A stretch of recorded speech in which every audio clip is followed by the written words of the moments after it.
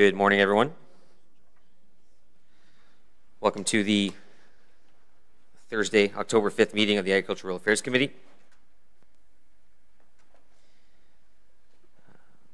So Councillor Blais has let the committee know that he will not be here today, so it's just the four of us today.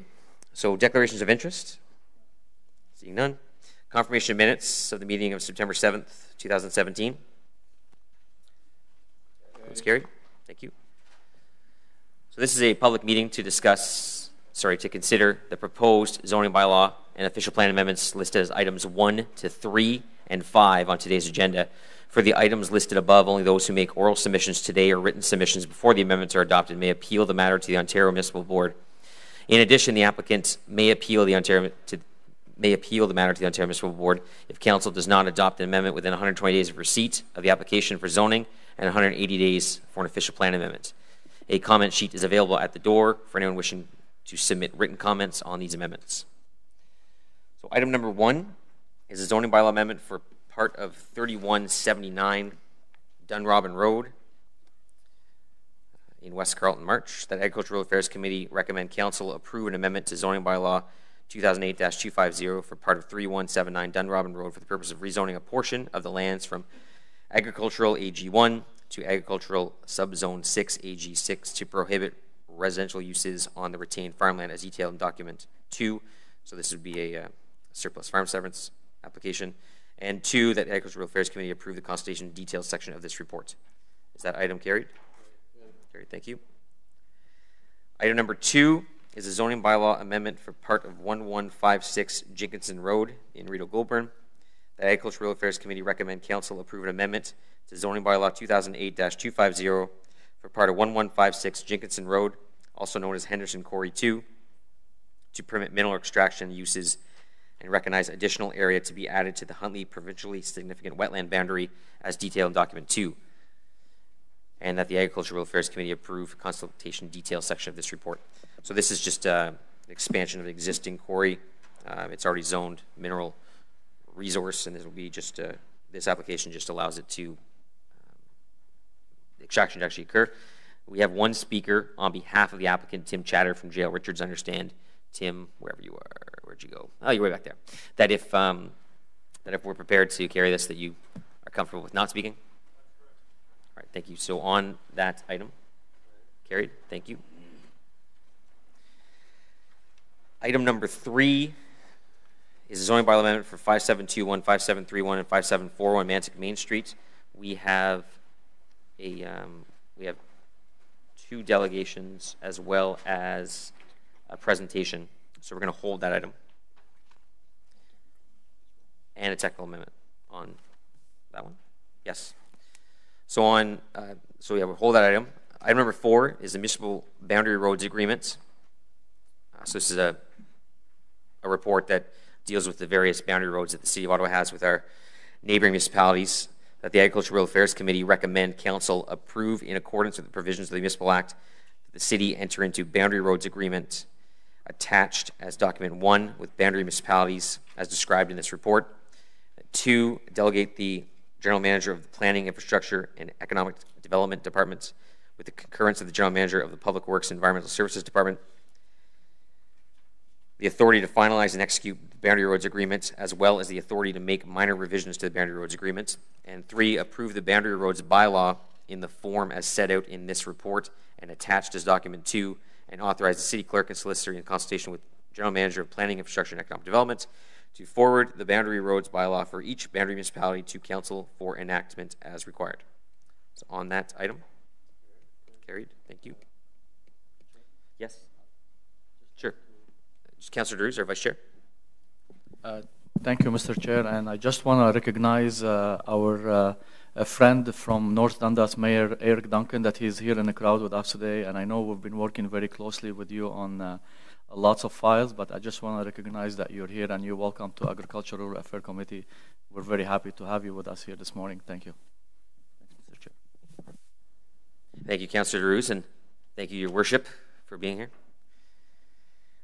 So that item's carried. Item number 5 is revised requirements for rural coaches and private services. We are going to have a presentation on that. And I believe there's also a technical motion for that one as well. So we'll hold that item. We'll come back to that after item number 3. So back to item number 3.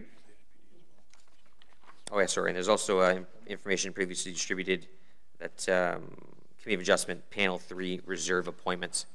That was one of our members on the Committee of Adjustment Panel 3, which is Fred Barkhouse, stepped down, and he's been replaced by one of our reserves, which is Terry Otto. All right, so item number 3 is the zoning bylaw amendment for 5721, 5731, and 574 on Mantic Main Street.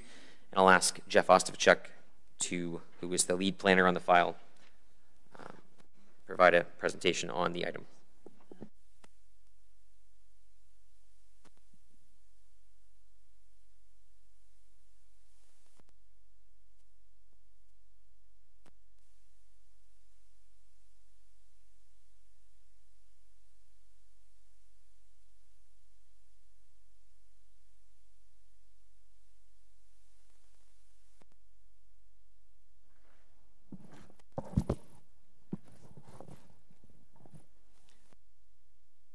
Of committee. Zoning bylaw amendment. This zoning bylaw amendment examines the appropriateness of a zoning change at 5721, 5731, and 5741 Manotick, Maine. Mr. Chair, this amendment was filed concurrently with a plan of subdivision. Notice of the approval of the plan of subdivision was sent, and the city received an appeal on September 18th, 2017. We acknowledge the possibility of this zoning amendment also being appealed and recommend moving forward with consideration of this report, as the Ontario Municipal Board prefers all matters of appeal to be heard at the same hearing.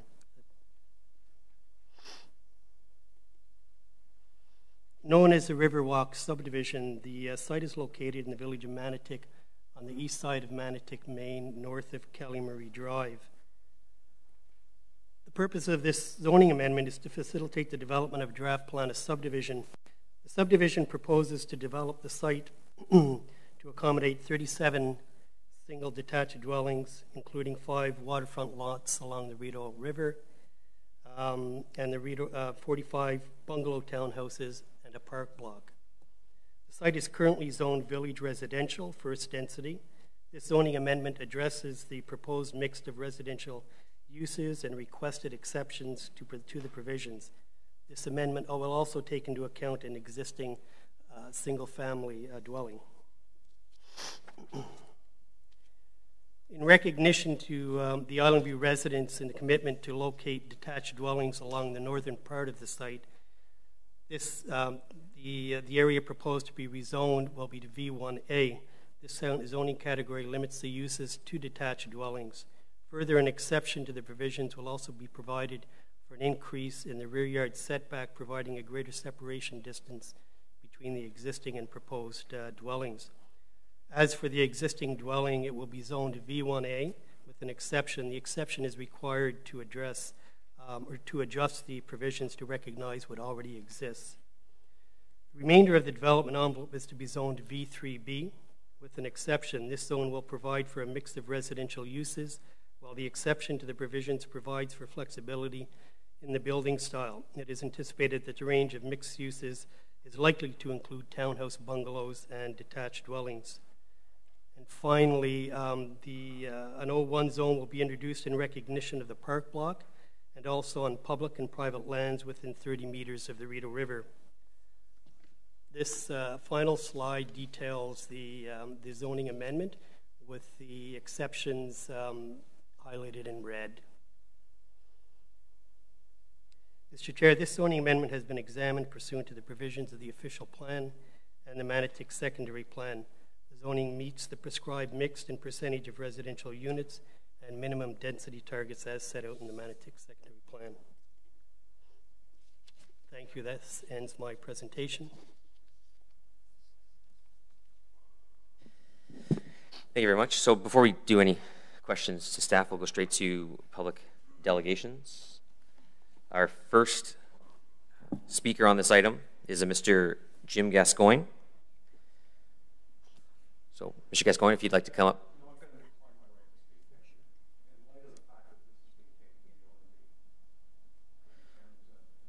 No, sorry. So just to be clear on that, the appeal to the OMB is based on the draft plan of subdivision, and I've actually already met with the appellants on that, as with regional and the city, and we're working on the basis of that appeal. So yes, this application for zoning could also be appealed, but isn't yet being appealed. I think what we want to be is on the record as opposing it. Okay. Okay. Thank you. But you have submitted a written opposition to it as well? Okay, thank you. I just want to make sure that that's covered. So then our other speaker is Greg Winters from Novatech, Aaron O'Connor, and Janet Bradley, if you'd like to come up.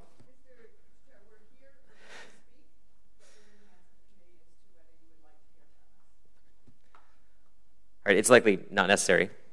I'm happy to speak to the item briefly in terms of the opposition that we've seen in the past. You guys can sit down, sorry. So this is something that we've been at for quite some time. This property itself was highlighted specifically in the Mantic Secondary Plan Review that we conducted between 2013 and 2015, which was finally approved in January of 2016. And we touched on a number of the vacant properties within Manotick as to what they could be, what they could become, what was the village looking for in terms of growth. This one was identified for a higher density than what was prescribed in the plan before it, which is why you see the application before us to rezone from V1 to V3. The applicant actually came out of that secondary plan review based on the comments heard from the community about looking for a development that was more in line with seniors, a place where seniors could go and live and sort of downsize, but stay in Manotick. It's something that's not readily offered in Manotick. This application is very similar to what the applicant has built in Equinell, EQ Homes Development Equinell, as well as Fernbank Crossing. So at the public meeting that we held in January, we did have quite a bit of opposition at that meeting. From that, we actively worked with the direct neighbors, residents on Kelly Marie, residents on Island View, to do our best to address the concerns of those communities. I'm not going to pretend that we satisfied every single concern, because that's just not realistic. But we did work with both, and the development, the application that you see today has been altered to reflect that. So it's not what was presented to the community in January. It's been altered to reflect that. So there's been a change to the location of the pump station. There's been a change to the accesses onto Kelly Marie. We've moved the detached dwellings away from Island View and put them over onto Kelly Marie, putting these single detached dwellings backing onto Island View, which gives them a greater setback from the rear yards. We've managed to preserve, working on preserving the greenery along the backside of the Island View properties. Just a couple things like that. There's some other stuff in terms of servicing, the location of the force main not being in the road allowance on Kelly Marie, but actually being within the development. These are all things that we've addressed that came directly from that consultation meeting back in January. And a number of the items that were appealed were actually more based on looking for clarification on those and how we were addressing those items. I feel that the appeal of the draft plan subdivision is being addressed in its entirety with the applicant and the city. So, any questions from members of committee? None? All right. So, on the item. Oh, sorry. Yes, there is a motion. There's a technical amendment. Councillor Drews.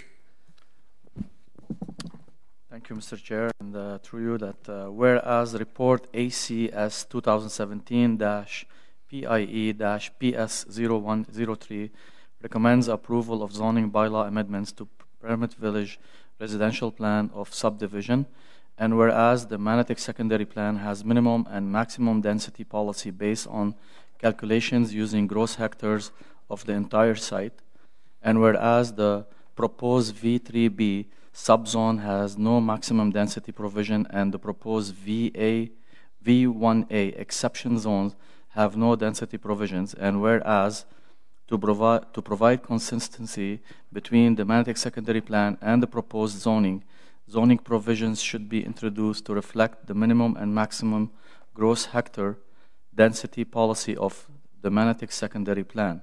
Therefore, be resolved that Document 1, Location Map of Report ACS 2017-PIE-PS0103 be replaced with the location map attached to this motion. Be it further resolved that Document 2, Details of Recommended Zoning, be amended as follows. A, by adding the text SXXX following the text XXX1R and XXX2R and XXX3R wherever they appear. There's more. B, no more X's. By adding the following text column 5 of exceptions, XX1R and XXX2R and XXX3R, the minimum density is units per gross hectare to the maximum of 20 units per gross hectare, calculated using the entire area shown as Area A on Schedule XXX, and C, by adding the new item which states amend Part 17, Schedules, by adding a new Schedule SXXX. Be further resolved that the report be amended by adding the schedule attached to this motion as Document 5.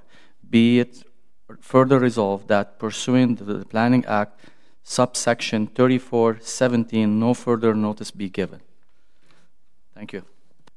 Thank you. So just to staff, this is just a technical amendment clarifying and ask for the report. Right. So nothing substantial changes as a result of this motion. Thank you. So on the amendments, carried, and on the report, thank you. So on to item number 5, which is the revised requirements for rural coach houses and private services. I am also on this item going to ask for a report. We have Ellen Migueles here and Michelle Kearney to discuss the reports. Emily Davies is also in the room. She has had a large hand in working on this report as well for the last, I don't know, feels like 2 years or so.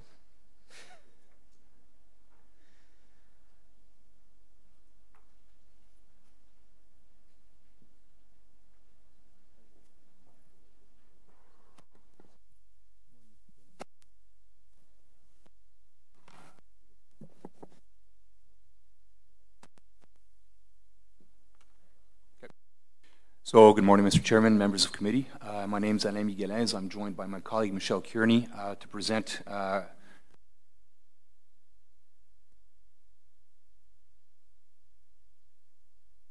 committee directed us to undertake in order to provide more for rural coach houses on private services. So by background, in October of last year, a motion was passed by Council to investigate a less onerous approach to allowing coach houses in the rural area. We appeared before you, Mr. Chairman, in June with findings of our work, and we're further directed to take another closer look at some of the presented at that time.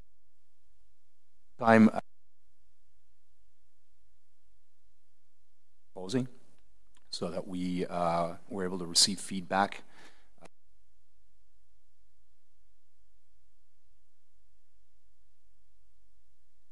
Where we sit, I understand that as of the end of September, 9 building permit applications were applied for, 5 were issued, 1 in West Carleton, 1 in Rideau Goulburn, 1 in Cumberland, and 4 additional pre-consultations have taken.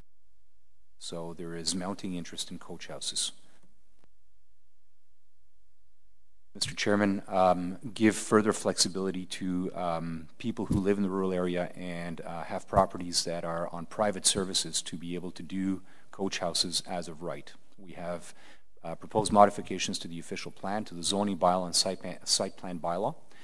And as well, we provided a streamlined process for the scoped studies of soil conditions that are necessary for coach houses on private services.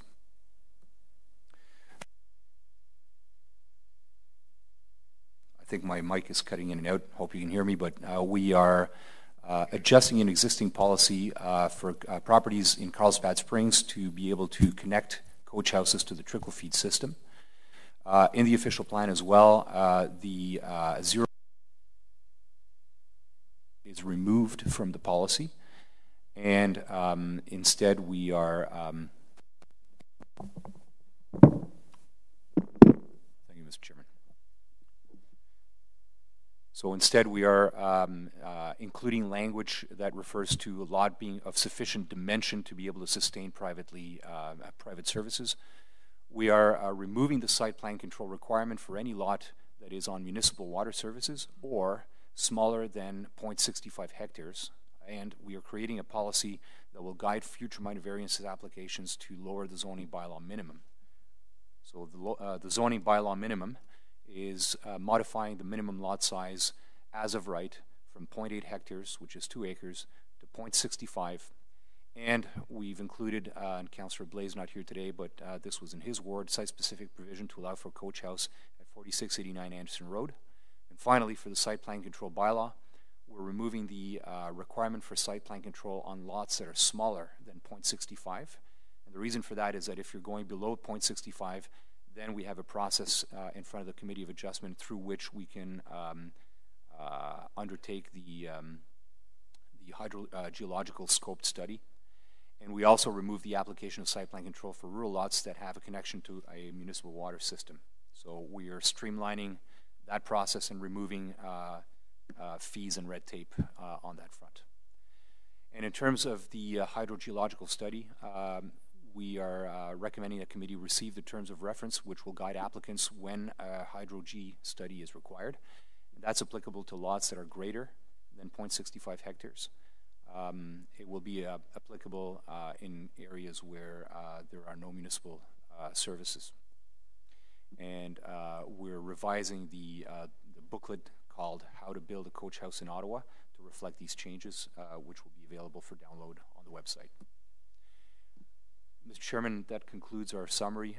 Michelle and I are here for questions if you have any. Thank you. Thank you very much. I appreciate your work on this in the last year.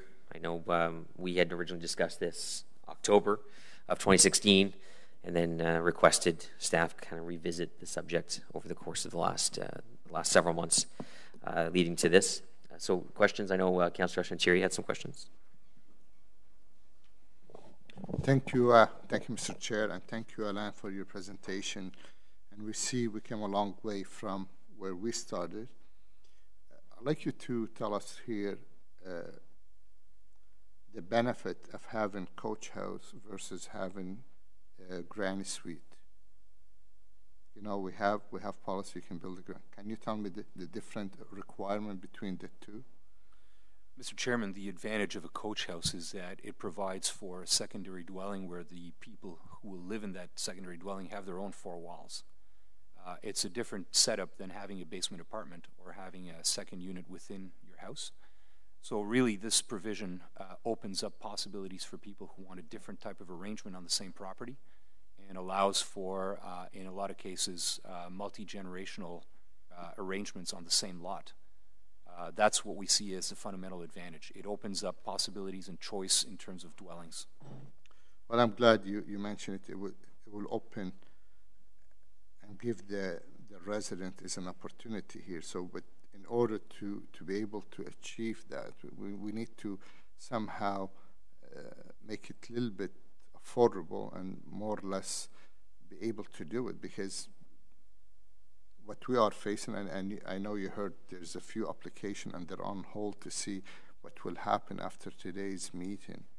And one of the area, you reduce the size of the lot, but I do have a motion here I'd like to introduce later on, and to request for the lot size to be 0.4 hectare, and I hope my colleague will support that because I think it's necessary for the rural area to make it basically affordable and easy to do, because so far we heard, oh, not too many people apply, but I mean, when they start asking staff, they were faced with a whole list of consideration, and you know, they put their hand up, say, okay, it's too much to be able to start this process. But I've seen we came a long way. We changed it quite a bit. I'm happy with it.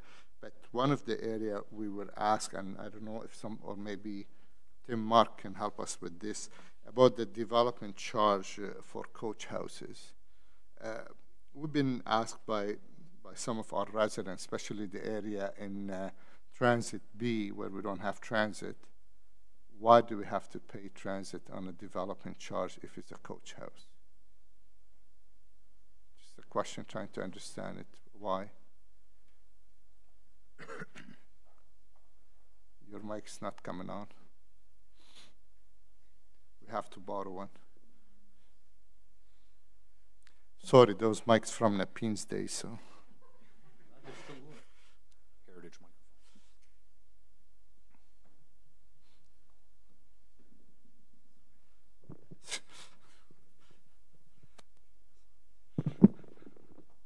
Silenced by technology. Mr. Chair, the rationale behind having development charges due for transit is the significant emphasis that this council and prior councils have put on transit.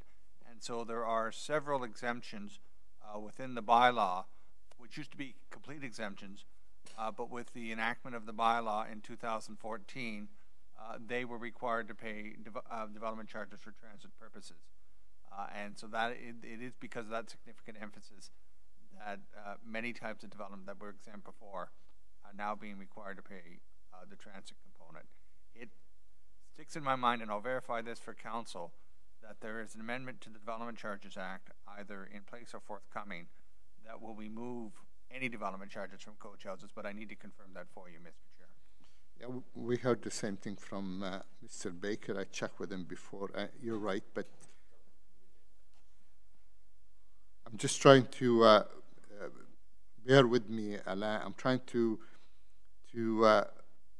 find out, still be viable for the resident to go with the coach house if it's going to be a DC on transit, or should again go through a granny suite, because a lot of people, yes, they would like to have their parents living with them on the same property, and we encourage that. The provincial government encourage people to stay home with their family to keep them away from the system, but yet to tell someone in West Carlton you have to pay development charge on transit where they don't see the bus except on TV. So I think it's kind of rich for us, but we will work with Mr. Mark and Mr. Baker, and hopefully we can include in the exemption the coach houses. Is it Mr. Baker be the one, Tim, to work with on this? As a matter of process, such a request should be submitted to the General Manager, Mr. Willis, Mr. Chair. Okay. Mr. Chair, maybe you and I, we can take on this item when it comes time to submit. The other, Mr. Chair, I have a motion where are the minimum lot size requirement for coach house on private service as recommended to be reduced to 0.65 hectare, and whereas there is a desire from the interested property owner to see a lower lot size, therefore, and whereas the coach house application will be subject the requirements with regard to well capacity and septic system impact, therefore be it resolved that minimum lot size requirement for coach houses on private service to set at 0.4 hectare. Be it further resolved that staff be directed to provide to council any required language to implement this motion. Be it further resolved that the City of Ottawa review this policy in 5 years to determine the impact of the lower lot size requirement. Be it further resolved that there is no further notice pursuant to Section 34, subsection 17 of the Planning Act. So we heard staff that reduce it, Mr. Chair, but I think this will help with the 1 acre lot if they meet the septic system requirement. That's right. So I guess in the aspect of their motion that speaks to language required prior to council, we'd also, there's the aspect of site plan control. We'd have to alter that from 0.65 down to 4 before council. So that site plan control wouldn't get lost, and that it'd be under 0.4 that would then go to committee of adjustment for a minor variance. So that would be also the language that needs to be altered in the proposed policy. I think it's I think a part of the motion too, in terms of coming back.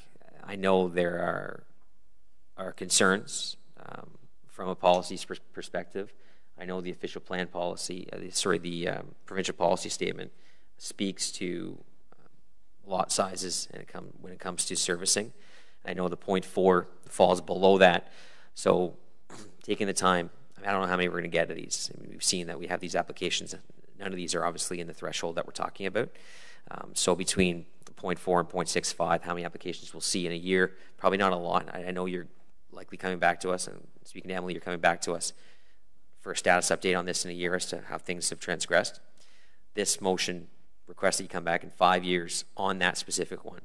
So based on the concerns the staff have with regard to impacts, environmental impacts, septic impacts on a lot size below 0.65 of a hectare, come back in 4 or 5 years and say what has been the impact. I think it's important to understand that, because we are going against policy on this. I'm not asking staff to support that, because I know where you sit on that. But I think it's important to understand and have that information in the future to see if applications have come forward, what are the impacts of those applications going forward. Councillor Drews? Thank you, Mr. Chair, and thank you very much for the opportunity to speak about it. And I want to thank my colleague, Councillor Chantiri, and I know Councillor Moffat and staff has been working very hard with this, and we've been having tons of discussion over it. The idea is behind coach houses and why Councillor Chantiri is asking all these questions. We are trying to put a policy and we're trying to put a product to our resident to making sure they can afford it and they can build coach houses. If you look at rural Ottawa, there is a desire from residents to stay in the community. And this is where demonstrate earlier in other motion that we keep talking. We have shortage in our community for small density, for small homes where residents cannot, they want to downsize, but they don't want to leave the village. They don't want to leave the community. So we're trying to find a product to be able to, instead of putting red tape and let them, giving them a runaround and making it hard on them. And to answer some of your questions, we've been talking this back and forth. Why residents are not applying for it? Because it doesn't have appetite. Why I'm going to apply for a coach house or have any interest if there is so many red tapes and there is so many policy behind it? So what we're trying to do here, we're trying to ease the language. We're trying to work with our residents to making sure that we have some product we can offer for them so they can really be attracted and build in the community. So these conversation between staff and us and the chair, I know he's been taking the lead on this. And I know it's hard when you're crafting a policy that it doesn't exist in any other municipalities. So all municipalities are looking at us to see how we're going to provide coach houses in rural area, in a rural setting. So am I very happy? I'm not, but I'm very excited. At least we have some compromise working with you. And with the motion that has been put in front of us by Councillor Chantiri, I think now moving forward we could work with our residents to encourage them to applying and have some coach houses built, and then we learn from working with you guys and briefing our community, our committee with how the result, and see if in the next 4 or 5 years we can readjust the policy. What also I like to direct staff, Mr. Chair, if I could, to keep your eye open on what's going on around the province. I know we're implementing this, and I know probably we're always a leader, and we'll have some municipality now following us. if we could keep our eye on different municipality and making sure that keep updating us on what's going on province-wide to see how we can improve these policy to help our resident. And in the same token, we'll be actually speaking with you of challenges or what we hear from the communities to be able to make a policy easy for our residents to build and give them the needs of what they want. So I want to thank you for your hard work with us, and I understand that we've been dealing with this for almost a year.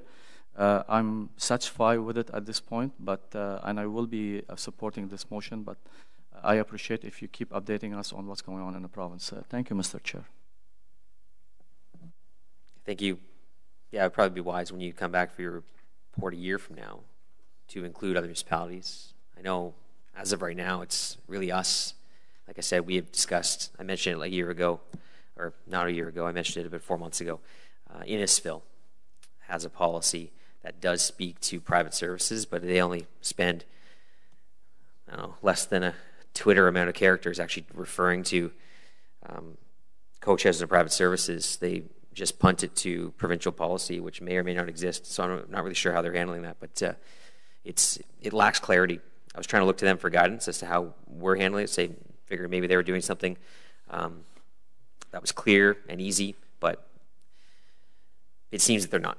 And I know Kingston's looking at this as well right now as to how they're adopting a policy. So it will be interesting to see how other municipalities bring this forward. And if there's anything to learn, I mean, I imagine, as Councillor DeRue said, they'll be looking to us, but it'd be interesting to see as they go through it, they see ours, maybe they see things that could be done differently so that we can learn from them as well and revise this in the future if need be, if there's any way to make it easier in the future. So on that, I think, any other questions on that? No? On the motion, oh, sorry, there's a technical amendment here as well. We're big on technical amendments today. Okay, I got one here. Have fun, Councillor Drews. Thank you. This one doesn't have X's, so. No, just... Where is report AC 2017 PIE EDP 0040 recommends an official plan amendment to introduce more flexible requirement for coach houses in the rural area on private services, and whereas grammatical errors in the proposed policy changes has been identified and require modifications so to achieve their intent, therefore be it resolved that the following changes to be made to document 1, proposed amendment to official plan of the City of Ottawa in staff report 1, item B under section 2 of part B, the amendment be replaced with the following. B in section 3.1, 1C, the text a lot that is 0.8 HA hectare or greater in size and is located in a rural area or village and where is replaced with the following. A lot that is of sufficient size to support private services and is located in a rural area of a village and where. 2. Item D under section 2 part B, the amendment to be replaced with the following. D, section 3.1 D is replaced with the following. A coach houses serviced in accordance with C will be subject to site plan control except on lots that are less than 0.65 hectares or on lots that are connected to a public or communal water service system. Thank you. Should that motion be changed? Mr. Chairman, I think procedurally that motion basically fixes language, and then right. So then the other motion will address this between now and council. Yeah. Perfect. Also, I would have used the word minor errors instead of grammatical errors, just in future. It just seems to throw people under the bus there. So on the technical amendment, carried, and on Councillor Shantiri's motion, carried. Thank you. On the report as amended, thank you. So that is it for the substantive items on the agenda. In-camera items, there are none, unless we want to just go in camera and talk about people that aren't here. We already did IPDs. But sorry. So open mic session. I think we have right one individual for the open mic session. It is right here. Mr. Ken Holmes, who would like to come and speak about municipal benchmarking.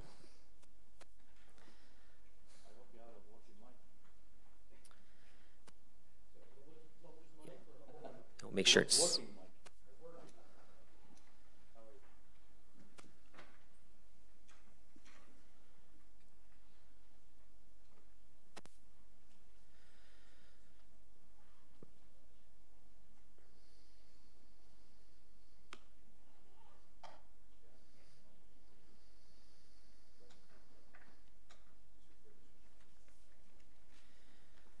Mr. Holmes, you have been here before, so I don't really need to tell you that it's 5 minutes, but I'll tell you anyways, just so it's on the record, and that I can cut you off after 5 minutes if I need to. Thank you, Mr. Chair. This is my first opportunity to speak at open mic, and what I'd like to do is to share with you some of the concerns that I have on issues that affect the rural areas that are difficult to analyze and to recommend solutions because there's not a lot of good data that's available. At the end of my presentation, I'll quickly summarize with 3 examples. I pose them as questions. I accept that they're rhetorical questions, but the sort of questions that I and some of my colleagues are asking, and we can't answer them ourselves because the data isn't available. So the first area I'd like to touch on is the paramed response in the rural area. We recently received the 2016 annual report on the ambulance service, and the response time targets that apply. The first one in the urban area of 8 minutes, that's recorded in the report. The rural response time is not reported in the report at all, neither the target nor the performance. And the report concludes with saying, there are no rural implications associated with the report. Well, the reason there aren't any implications is that the rural implications were not discussed in the report. Significant difference in response times that needs to be reported on and regularly addressed. The good news is that, according to information that the councillor provided me, the response time in the rural areas is about 12.4, and that's relatively good news compared to the target that we have applied. We have a target of 16, and we're reaching 12.4. Unfortunately, when staff responded with that information, they made the comparison with the rest of rural Ontario. We're not rural Ontario, we're rural Ottawa, and that comparison needs to be made. A somewhat related item, the third bullet there on the offload nurse pilot project, I was pleased to see the results, the positive results that are being reported in that report. Surprised that it's still called a pilot project because it's been going on now for about 4 years. I'm reminded of discussions we had with the paramed service about 10 years ago when they were looking at the need to increase their fleet, and they offered the assessment that buying more ambulances was like trying to fill a bucket with a hole in it. Based on what I've seen and colleagues have seen at the Civic Hospital in particular, there are a lot of ambulances that are still piled up there. It would be very interesting to see how much we could save by putting a little bit more provincial and maybe even federal money in that particular project. High-speed internet service. Very pleased to see in the Renfrew official plan that they recognize the importance of high-speed communications in the rural area. I can't find a similar statement in the equivalent City of Ottawa documentation. If we are serious about implementing the CRTC ruling that high-speed internet needs to be provided as a basic service in the rural areas within 10 years, we've got to start doing something. We don't have a good, strong database to start from. The city did enter into a very interesting project with ExploreNet about 10 years ago, and that made some significant progress. Unfortunately, it fall short of the expectations, I think, on both parties. The target was for a 5 megabit connection, and from looking at the existing CIRA data, we're generally only getting 2 to 3 megabits in the rural areas. Most unfortunately, the B project did not appear to have specified the need to report on the performance, i.e. how many connections were provided as a result of that $750,000 investment, and what was the quality of that connection. We don't have that information. And without that, it's hard to go to the CRTC mechanism and plead for more money. The third item is on the roads, and one of my big concerns with the roads is what message are we passing about the condition of the roads. It's very, very conflicting. The mayor, in one of his press interviews on Budget 27, defines our roads as being in pretty good shape. At the same time, the State of the Assets report basically says that 75% of the roads aren't up to the good condition that we expect as a standard, that we set as a standard. And I think even more alarming, 30% of the road work is in a condition that may negatively impact the level of service. But if a third of our roads aren't capable of performing as roads, I think we have a serious problem. So you get Looking at sorry to interrupt you, just to get you to try to wrap up quickly, and we'll give you about another minute or so. Looking at the data that is available, when Council decided last spring to cease the regular reporting, they basically said rely upon the OMBI reports. Well, this is the OMBI report that I provided to several of the budget meetings. The mayor clearly identifies that we have an infrastructure deficit, but we don't identify it. When we had a problem with community housing, we did a study, we identified the dollar value, and we started to fund it. We haven't done that, and I don't see anything in the new long-range financial plan that's going to get any closer to a solution. So my 3 rhetorical questions.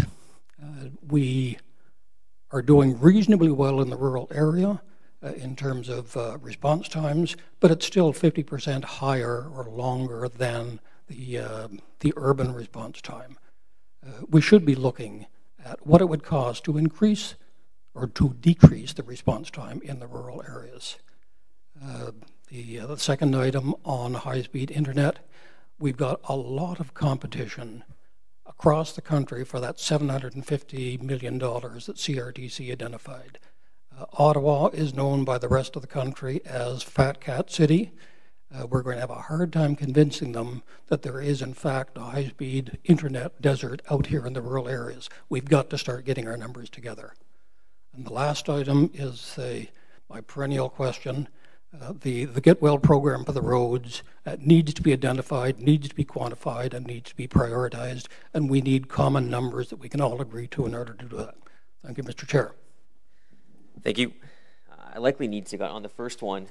While they're rhetorical, I'm not the best at rhetoric, so on the first one, I could probably get you some information response from the city on that. On number 2, if you send me some, well, if you provide us the report, there's a gentleman named Chris Cope that works on this. I know from the CRTC perspective, I think that plan on there is garbage. 5 megabits per second in the rural area is trash. If you want anything, it has to be at least 25, possibly 50. Their targets are poor. And technically, the service of 5 megabits per second in Ottawa is available. I know it doesn't always reach that. It goes up and down. We're seeing Bell is trying to do their best to bring more fibe into the rural area. We're seeing that in some of our larger communities. More needs to be done, there's no question. I know Chris Cope, who works in our Economic Development Department, has information on that, and I can probably get him to respond to you. On the third one, the Long Range Financial Plan 5 does speak to infrastructure in the next 10 years. And it does speak to the funding gap that we have, the infrastructure deficit that we have, which is $70 million a year. We're spending $125 million annually. We should be spending $195 million annually. Over the next 10 years, we're going to close that gap. We're going to add $8.7 million per year annually every year. Obviously, that's what annually means. For the next 10 years, you should close that gap. In 2018, we're also adding an extra $15 million to that to further reduce that. So we do have a plan to do that, and it would probably be more rolled out a bit more in detail during the 2018 budgets, which will come next month. But it is in that long-range financial plan that we do speak to that. We recognize the deficit. We've done things over the past several years. We've increased our contribution to capital. We did the Auto on the Move program, which is $340 million investment into roads. It helped us catch up a bit, but it wasn't enough. So we recognize that we need an annual contribution.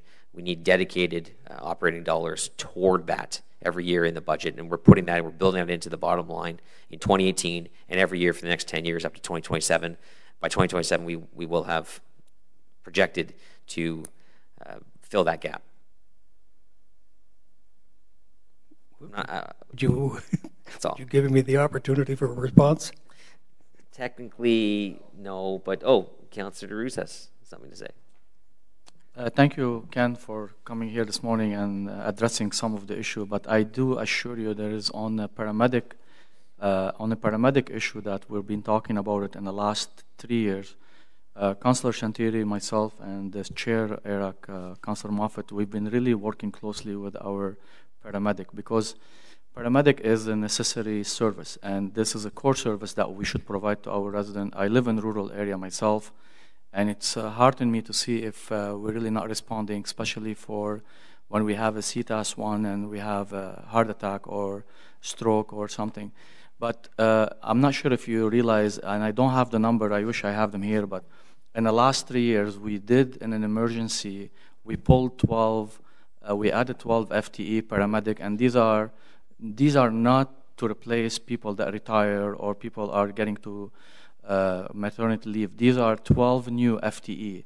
And in the last year, we were able to add another 24. What the report doesn't tell you, we don't have, because the paramedic, professional paramedic, it doesn't take 1 month to put them in service. You hire them, you train them, they have to be certified, and it takes time for them to be on service or on the ground. This year, we were only able, by July 1st and Canada Day, we were able to implement the new 24 paramedics. So in the next year report, you'll see the improvement, because it's not fair not to look at the report without taking into consideration that we added a new 24 FTEs. But I won't appreciate the improvement if it's not reported in the annual report, which it's not. I totally agree, but we have to wait till to see the report next year to give those 24 FTEs the time to be servicing the community, so we'll be able to look at the number and reflect back on what we need. And in 2018, we are also adding another 14. So this conversation is always happening, and we are always making sure that we have a good timing for responding in our community. For me personally, if you look at in Osgood, my response time in my community right now, it's 11 minutes and 24 seconds. Is that what I want? No, I want more, and I want it better. But that's what we are working. It's a massive city geographically, and we are making sure we don't have, because with the growth happening, we need to keep hiring year after year, and we cannot stop hiring paramedic to making sure that we have enough to service our communities. And that's want to bring this to your attention, to making sure that I understand. We are working hard. And I think there are significant improvements being made, and it'll be interesting to watch it over the next couple of years. But I think it's critical in order to demonstrate the improvements to council and to residents. Those sort of stats have got to be included in the annual report, and we shouldn't have to wait until next report to find out, oops, it's not in there. So I would request that now we ask the Paramed Service to ensure that they include in next year's report an equivalent analysis of the rural response time for ambulances. Okay. Sorry.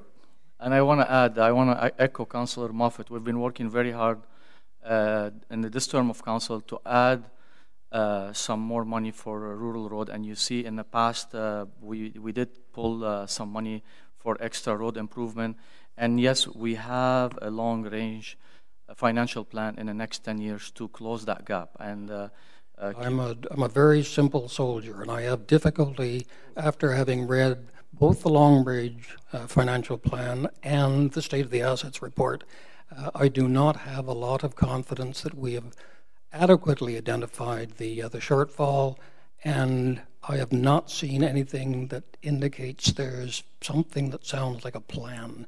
There's this vague hope that in 10 years, if we follow those graph lines, things may improve. Well, the last 10 years, they didn't improve because we did follow the graph lines, and we were grossly underfunded. All right.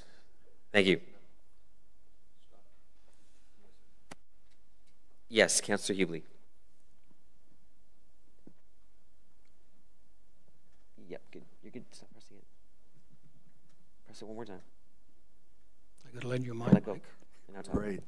Okay, part of the problem that we're facing, not just on the rural roads, but the city roads, is that the feds and the province in the last 2 years have stopped funding roads. And how we do a lot of roads is we take their dollars and match those dollars, what we call 50-cent dollars or 33-cent dollars, depending on the funding provided.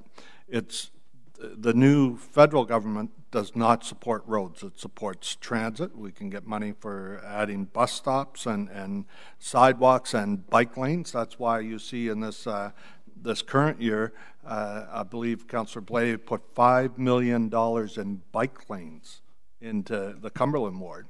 And, you know, that's more money than went into roads in most wards. So it shows you, and it's because he's getting the federal funds to do that. So it's a challenge for us, this budget. We're going to have to cut money in other envelopes to try to get some more money into the roads, because the state of, as you're pointing out in your report here, the state of our roads is not good and it's getting worse. So we've got to find some money somewhere, but it means cutting back elsewhere. Okay? Understand. Thank you, Councillor Hubley. Mr. Holmes, thank you for coming. Thank you for the opportunity. No worries.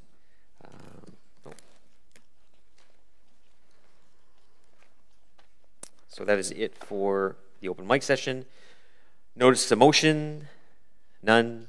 Inquiries, none. Other business, none. Adjournment, carried. Carried. Our next meeting is Thursday, November 2nd. We also have a meeting November 23rd, which will be our budget meeting at AIRAC. We don't have a December meeting. That's been moved up to November 23rd to deal with the budget. Thank you.